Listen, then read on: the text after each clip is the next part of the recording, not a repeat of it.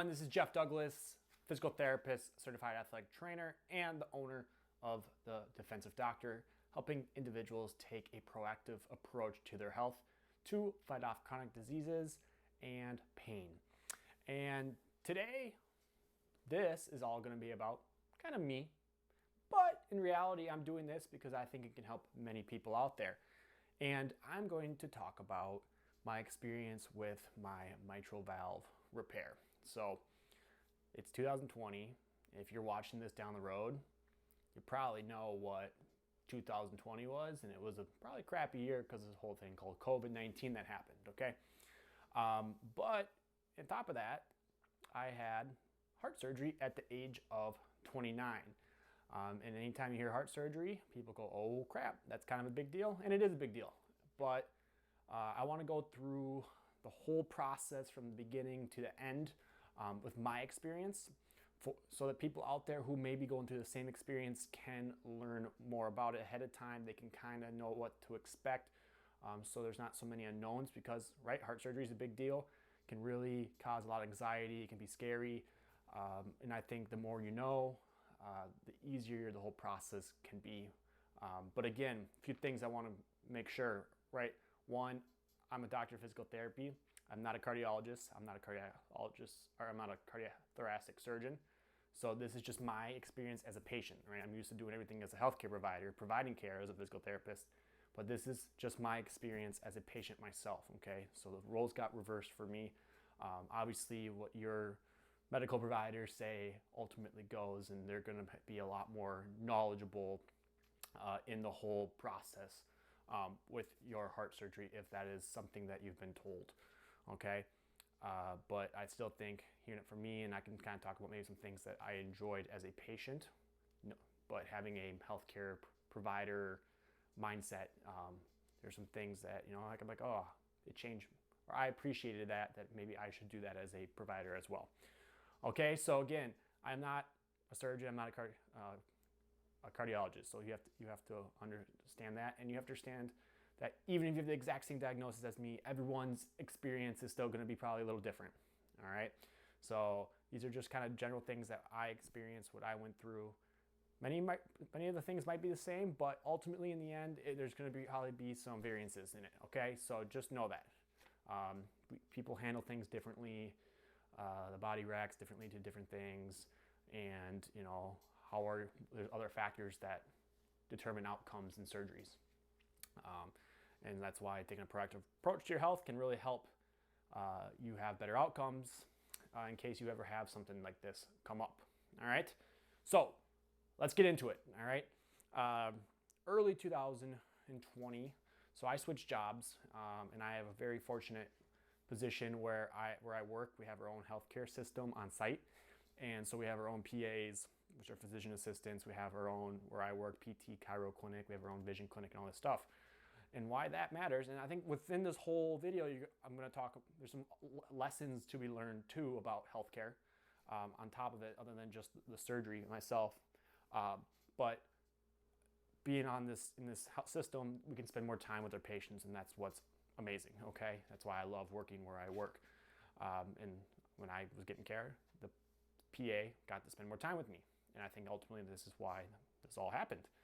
Because 5 months before that, before I ever went to see this PA, I went and got my yearly physical and everything checked out nicely. And then I took this new job, and I went in to actually get my vitamin D checked. That's all I wanted. I wanted my vitamin D checked. I knew the levels are low.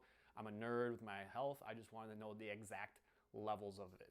So I go in, I'm like, hey, can I just get a blood panel? He's like, yep. And we just talk for 30, 40 minutes. That's because we get to spend time with each other or with our patients there. And then he's right at the end, goes, you know what? Let me listen to your heart quickly. So I'm like, yeah, sure. So he does the 4 different areas for the different valves that are in the heart. And he goes, you have a murmur over your mitral valve. I'm like, nope. Literally got a physical 5 months ago. Nothing. So the question is, did this occur within those 5 months, or was being in a private sector where the MD only gets 5-10 minutes for physical, rush through it? We'll never know, okay? But that's the downfall of the healthcare system that we have right now is, in order to be profitable, many times practitioners have to spend less time with the patients so they can see more patients, and that can rush things, we can miss things.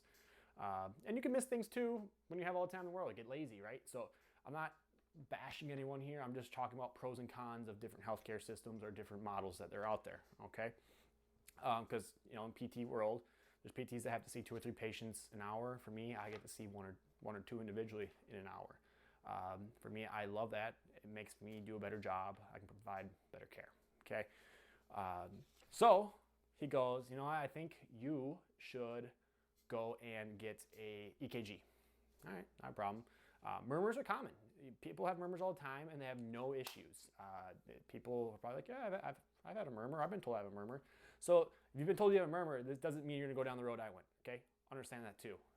But murmurs usually mean that there's some kind of regurgitation of blood. So I'm going to show some anatomy at the end, but when the heart pumps, the valves, there's different valves in different chambers, open up, blood's supposed to go one way. It should be a one-way street.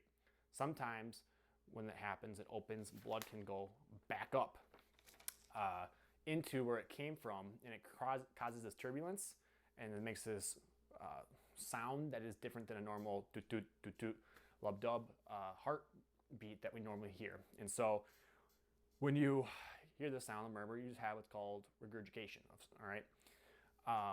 So in my case, we went and got EKG and then an echocardiogram is what I went and got. So I went and got the echo, and I get, they're like, yep, you need to go see a cardiologist. So I think I got the echo, my first appointment was in February. I got the echo like a week or two later, and the echocardiogram, echo. And then I went and saw a cardiologist, and she goes, yep, you definitely have some regurgitation going, but what I want to do is I want to take a better look at it, okay? So we're going to schedule a cardiac MRI and a TEE, which is a transesophageal echocardiogram. I was like, all right, let's do it. So we get on the books, supposed to be like a month later, and then COVID happens, right?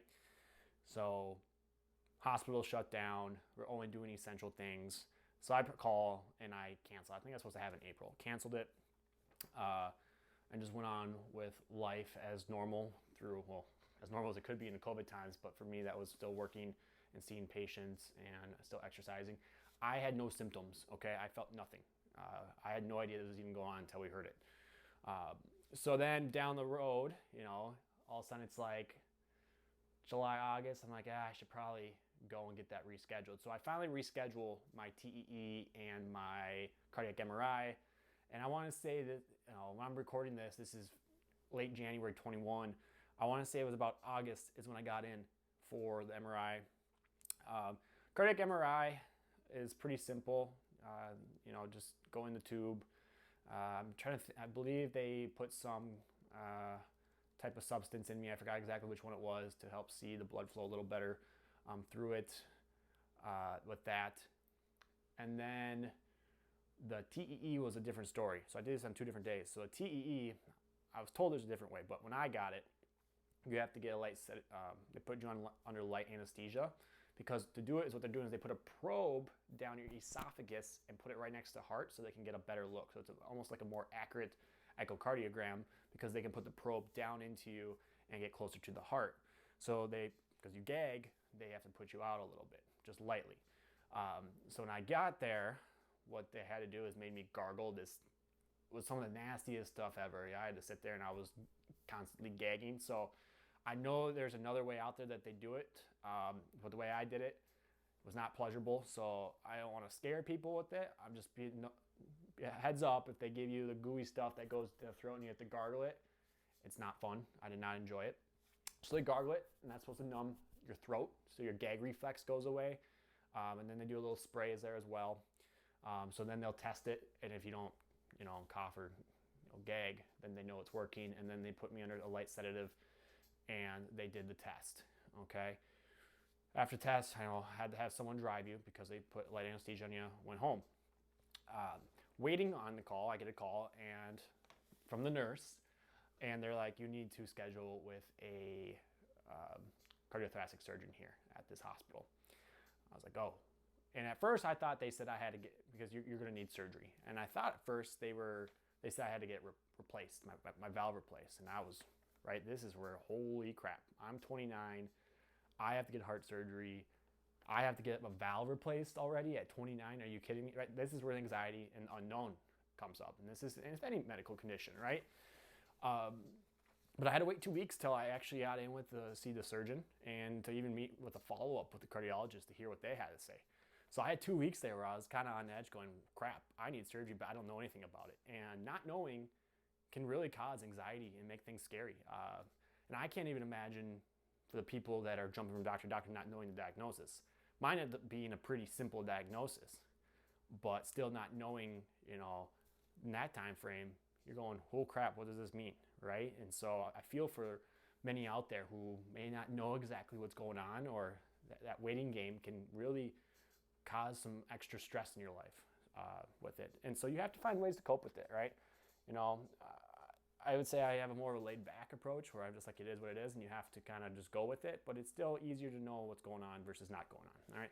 So 2 weeks come, I had my appointment with my cardiologist in the morning, met the surgeon late afternoon, called the cardiologist. Right away, she says, I need a mitral valve repair because I have severe mitral valve regurgitation. So what does that mean? So when the heart beats, boop, my valve would then kind of come back a little bit and it would shoot up into the atrial. So the mitral valve separates the left atrium from the left ventricle, and it would shot up. It would contract. Blood goes, but then when the valve would come back, it would kind of fold in and blood would come back. And it was a severe prolapse. So the prolapse was the valve coming back inward instead of just closing. And that leads to a less of your ejection fraction. So the ejection fraction is when you contract, how much of that blood makes it out of the ventricle. All right, and there's a normals amounts, and mine was down a little bit, okay? I'd have to look at the actual numbers. I can't remember on top of my head. I want to say I was in the 50s of some sort, or low 60s. I think it was 50s. Whatever it is, it was down a little bit. But the bigger problem was my ventricle size was changing. So it was getting stretched open more, which then eventually, if it kept getting worse, would lead to the muscle being overstretched that it can't work efficiently, which then your ejection fraction goes down, which then leaves you at risk for heart failure, strokes, and all these other cardiovascular diseases when the ventricle gets too stretched out.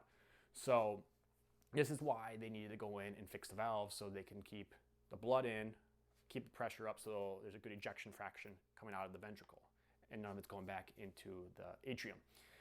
So right away she says repair. So I'm like, because in that time, 2 weeks, I was researching everything. Holy crap, what does this mean and stuff like that.